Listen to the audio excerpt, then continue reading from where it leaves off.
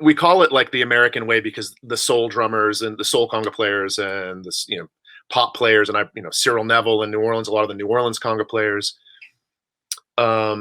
really are not using the techniques that were created in Cuba by the Afro-Cubans. But if you go back 2 generations before, back to Africa, they're playing hand to hand, So yeah, is there a right way or a wrong way?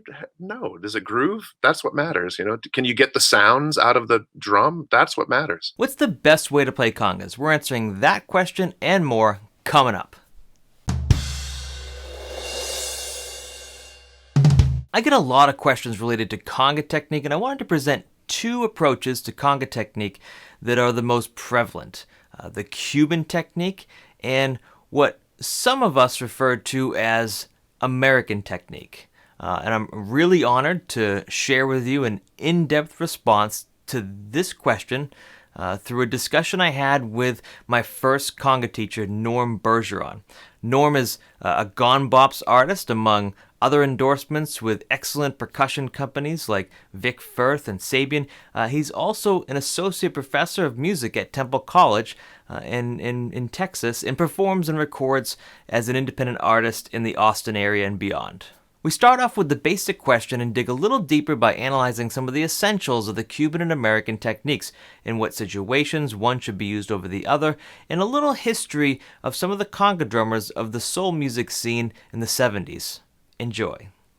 What's the best way to play congas? What's the best conga technique, Cuban or American? I mean, I don't know that there's a best anything in the world. I think it's, what works for you. Look at 10 great saxophone players that you love and look at their embouchure, and none of their embouchures are the same. Look at 10 great drum set guys that you admire within the same genre and look at their grip. I mean, Hoenig.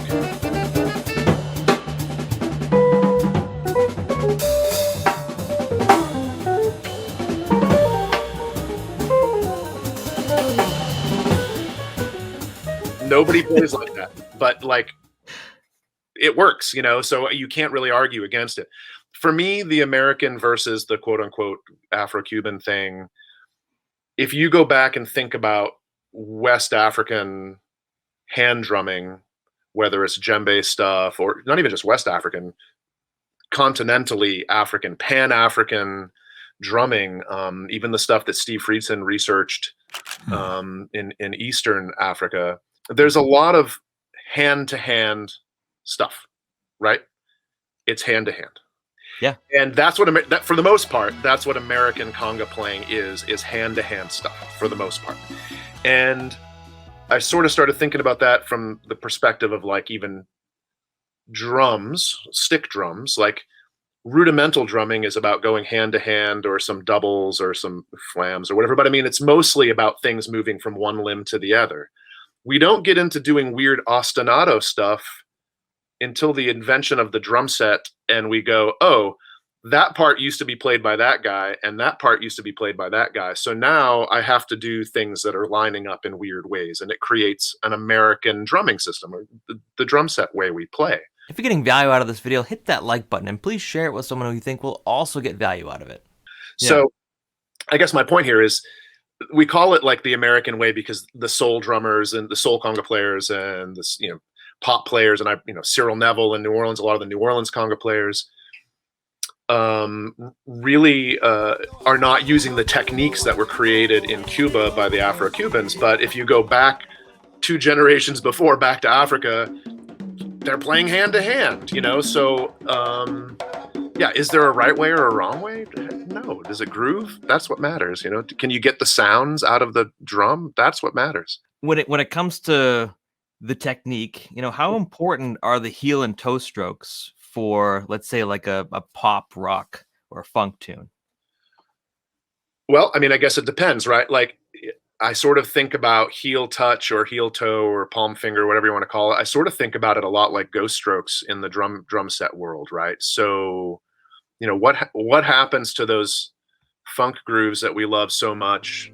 Name of the drummer of your choice, Gadson. Ain't no sunshine when she's gone, and this house just ain't no home anytime. mean, whoever, like, name your favorite player. What happens if we remove the ghost strokes from those grooves? Like, what if they had set a gate in the recording studio and none of the ghost strokes made it through to the recording? Is it the same groove? I mean, the backbeat's in the same spot, the kick drum's in the same spot, but Jeff Porcaro was rolling in his grave. Yeah, exactly. That's my point. Like, you don't play Rosanna, without the ghost strokes. But it's not going to be right, and all of a sudden the groove isn't right, and that's a big point. So Bernard Purdy would be very upset. He'd be like, "Man, I laid all that stuff, and you paid me for it. Why aren't you using it?" I kind of feel that same way about the heel touch thing, and there are touches that no one's going to hear. Mm-hmm. But if you learn those patterns without the touches, they don't feel right. So to answer your question about heel touch in pop playing, I guess it depends how you're using it, because you may or may not hear it. Yeah. But it sure is helping with your timing. But again, I guess it depends on the patterns you're playing too. Like, if you're using some sort of tumbao-ish pattern or some sort of wawanko-based pattern in a pop setting,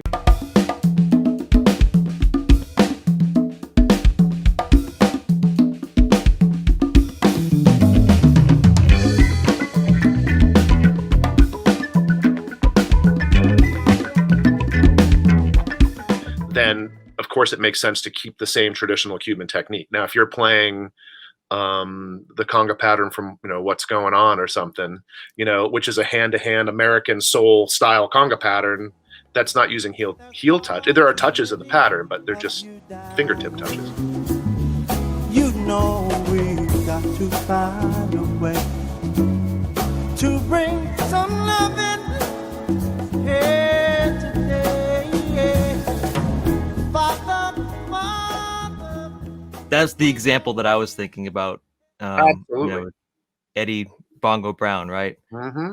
Obviously, Marvin Gaye, an incredible piece of music, and so much soul and spirit in that. But one of my favorite things about that clip is that, I mean, I may be wrong, but that conga is tuned pretty dang close to the pitch that it was on the original recording. I mean, that's some live gig, and you're like, it could have been the same drum tuned to the same exact note, and it totally works. Which technique do you predominantly use? Cuban or the hand-to-hand style we're referring to as American? Let us know in the comments below. If all you've ever studied is legitimate Afro-Cuban stuff and you get called to do a New Orleans style gig, you're not going to know how to play the hand-to-hand stuff. You've never studied it. So use your heel touch stuff that you know and make it work as best you can. You can only do what you know, right? And what you own. And we talked about the soul music scene in the 60s and 70s a little bit in this interview. One of the things that I did find is there was a lot of Cuban drummers that made a living. The heavies were doing it. True story, 1969, Harlem. There was this 6-week-long festival. Every week they had these concerts in downtown Harlem, in the park. And it was just a sea of beautiful Black humanity checking out the music of their people. It was all filmed, all of it. And then it got buried for 50 years because nobody wanted to buy it or do anything with it, because Woodstock had also been filmed, and that was being blasted everywhere. So anyway, long story short, Questlove gets his hands on it, and he's the executive producer, and this movie is out on Hulu. And it's brilliant because it's Mahalia Jackson, and it's Sly and the Family Stone, but it's also Mongo Santa Maria.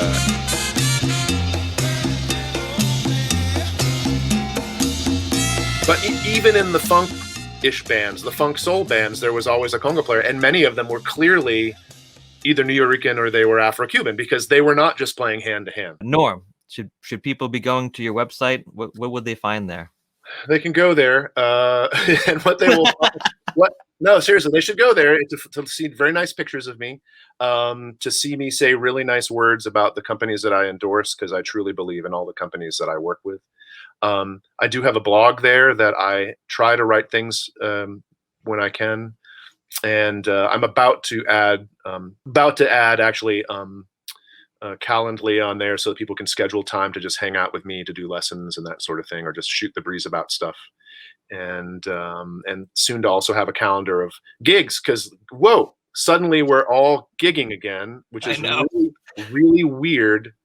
I had my first live gig since March of 2020, just a week and a half ago in Denton at Dan's Bar with Little Jack Melody. And so, yeah, I need people to know what's happening.